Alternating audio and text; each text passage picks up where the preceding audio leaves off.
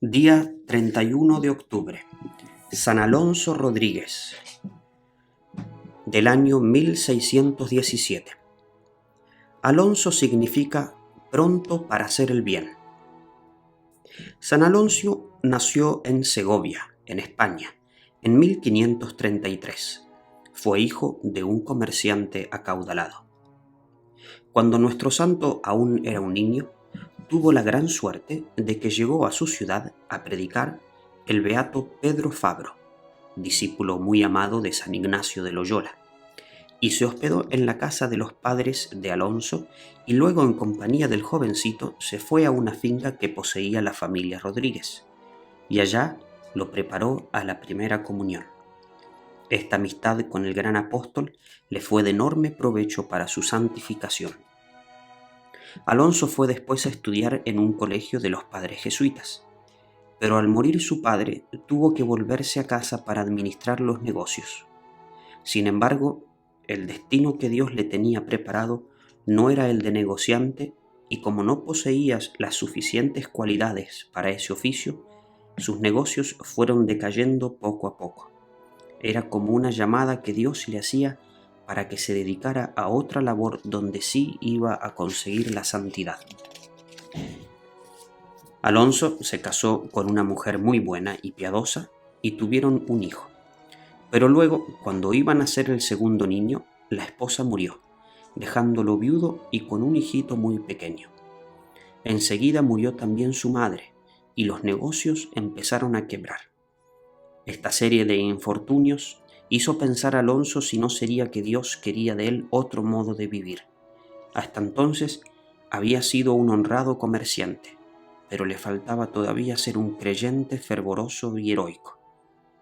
Vendió entonces los pocos bienes que le quedaban y se fue con su hijito a vivir junto a dos hermanas suyas que eran extraordinariamente piadosas, las cuales le enseñaron el arte de rezar bien y de hacer meditación y oración mental. Las enseñanzas de estas dos sencillas mujeres le fueron de inmensa importancia para su vida. Alonso meditaba 2 horas diarias por la mañana y por la tarde rezaba el rosario pensando en los misterios de Jesucristo. Pronto empezó a descubrir la imperfección de su vida pasada, viéndola a la luz de las enseñanzas de Jesucristo. En un momento de meditación alcanzó a contemplar un poco los goces que nos esperan en el cielo, y en esos días hizo una confesión general de toda su vida y empezó una existencia totalmente dedicada a la oración, a la mortificación, a la meditación y a las obras de caridad en favor de los pobres. Luego sucedió algo terrible. Su hijo murió. Alonso sintió una agonía de muerte, pero enseguida nuestro Señor le iluminó con la lectura de una página del libro de la sabiduría en las Sagradas Escrituras, el capítulo 4, que dice que a muchos jóvenes se los lleva Dios a otra vida para evitarles terribles peligros que les podían llegar en esta vida contra su santidad y su salvación.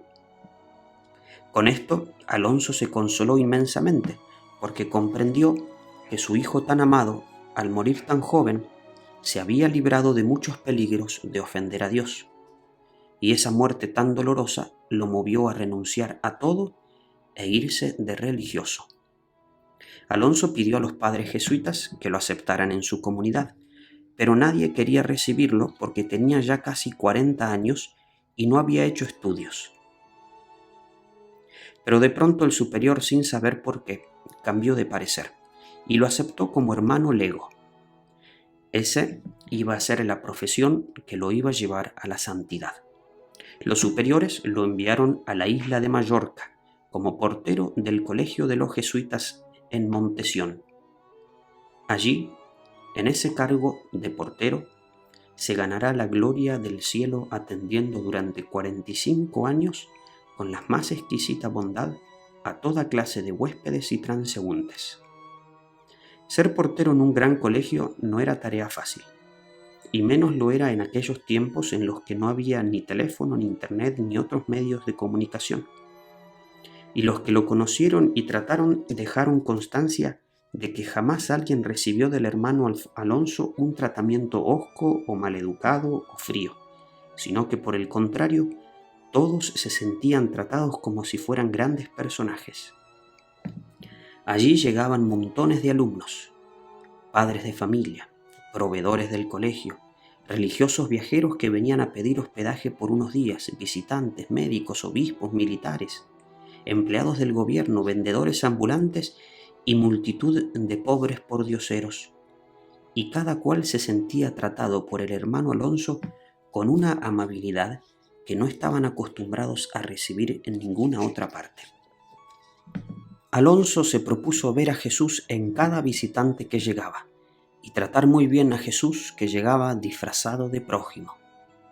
Cuando alguien le preguntaba por qué no era más duro y áspero con ciertos tipos inoportunos, él respondía: es que a Jesús, que se disfraza de prójimo, nunca lo podemos tratar con aspereza o mala educación. Seguramente que nuestro Señor, al llegar al cielo, le había repetido aquello que en el Evangelio prometió que dirá a quienes tratan bien a los demás: ven, siervo bueno y fiel, entra en el gozo de tu Señor, porque cuando me disfracé de huésped me trataste sumamente bien. El buen trato que le diste a los demás, aun en los más humildes, lo recibo como si me lo hubieras dado a mí en persona. Sus compañeros jesuitas dejaron escrita esta observación verdaderamente admirable, y decían así: declaramos que jamás vimos en el hermano Alonso Rodríguez un comportamiento que no fuera el de un verdadero santo. De entre tantísimos amigos que Alonso trató en su oficio de portero en los 45 años en Montesión, el más santo e importante de todos fue San Pedro Claver. Este gran apóstol vivió 3 años con Alonso en aquella casa, y una noche el fervoroso portero oyó en visión que le decían: Pedro Claver está destinado a hacer un gran bien en Suramérica. Desde entonces el santo portero se propuso animar a Pedro a que viajara como misionero a América, y así lo logró. Pedro Claver bautizó a más de 300.000 negros en Cartagena, y nunca pudo olvidar los buenísimos consejos que le dio su fiel amigo Alonso en Mallorca. San Pablo decía que para que no se llenara de orgullo, Dios le permitió ataques terribles en su carne. Y así le sucedió también al buen Alonso. De vez en cuando le llegaban sequedades tan espantosas en la oración que para él rezar era un verdadero tormento. Todo lo que fuera piedad le producía repulse. Pero así, y con esas sequedades, seguía rezando. Rezaba todo el día, viajando de un sitio a otro de la casa llevando razones y mensajes, o atendiendo en su portería a todo el que llegaba. Pero Alonso siempre rezaba. Un día, cuando sus tentaciones impuras se le habían vuelto casi enloquecedoras, al pasar por frente a una imagen de la Santísima Virgen le gritó en latín: Santa María, Mater Dei, memento mei. Santa María, Madre de Dios, acuérdate de mí. E inmediatamente sintió que las tentaciones desaparecían. Desde entonces se convenció de que la Santísima Virgen tenía gran poder para alejar a los espíritus impuros, y se dedicó entonces a encomendarse a ella con mayor fervor. Le rezaba varios rosarios cada día y en honor de la Madre de Dios rezaba 9 salmos diarios. Y la Virgen María fue su gran protectora y defensora hasta la hora de su muerte, y se le apareció varias veces, llenándolo de increíble fidelidad. En sus dolorosas enfermedades se sentía asistido por Jesús y María, y decía que había días en que los sentía tan presentes junto a él como si hubiera vivido en Nazaret, cuando ellos los dos estaban viviendo allá. Esto le producía intensas alegrías espirituales. Con la autorización de sus superiores, fue escribiendo todo lo que recordaba de sus experiencias espirituales. Y en esa su autobiografía hay detalles que demuestran cómo este sencillo e ignorante portero de un colegio llegó a altísimos grados en la vida mística. Con razón, las gentes de todas clases sociales iban al colegio a pedirle sus consejos, a consultarle sus dudas y a recibir consuelos para sus penas. Cuando ya estaba muy anciano y estaba sumamente enfermo, un día el superior, para ver qué tanta era su obediencia, le dijo: Alonso, le ordeno que se vaya de misionero a América del Sur. Inmediatamente Alonso empacó sus cosas, sus pocas ropas, y salió por la portería, listo a embarcarse en el primer barco que llegara. El superior tuvo que mandarle otra vez a que se volviera a su puesto. Otro día el superior, que sufría de un reumatismo sumamente doloroso, le dijo: Hermano Alonso, pídale a Dios y a la Virgen que me curen de este mal tan molesto. El santo estuvo toda la noche rezando, y no dejó de rezar pidiendo aquel favor, sino cuando al amanecer supo que el Padre Superior había amanecido totalmente curado. Fue el 29 de octubre de 1617, que sintiéndose sumamente lleno de dolores y de angustias, después de recibir la Sagrada Comunión, inmediatamente se llenó de paz y de alegría, y quedó como en éxtasis.